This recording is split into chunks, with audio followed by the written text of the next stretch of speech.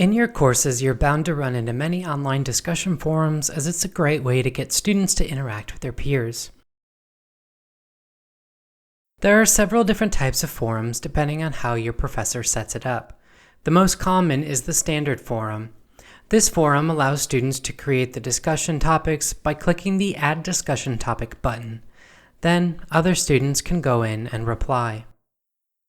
Just be sure to read your professor's instructions, as they may not want you to make your own discussion topics. They may just use this as a way to have multiple discussion topics of their own throughout the week. The second most common forum type is the Q&A format. In this type, students cannot create their own discussion topics. Instead, the professor will have created most likely multiple questions for you to go in and answer.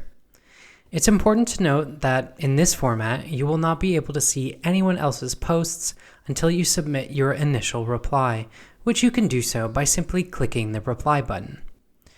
After posting, you should be able to read others' responses and reply to them. Sometimes your professor may ask you to do more than a simple text post. They may ask you to link to a website or attach an image or some other file to your post. To do so, you will need to click the Advanced button underneath the text box. This will give you access to Moodle's full editor. To add an image, you can copy and paste an image, click and drag it in, or click the Image button and find the image on your computer. You can also use this last method to add any other file type. It doesn't have to be an image. Finally, let's talk about forum notification options. There are a few options for staying up to date on forum activity. First, we have the option to subscribe to the forum itself or individual topics within it. We can also check our notification preferences by clicking on our name in the top right, click on Preferences, then Notification Preferences. Scroll down to the Forum section. We can check or uncheck if we want notifications from any subscribed forum posts or forum digests on either Moodle itself or within our email.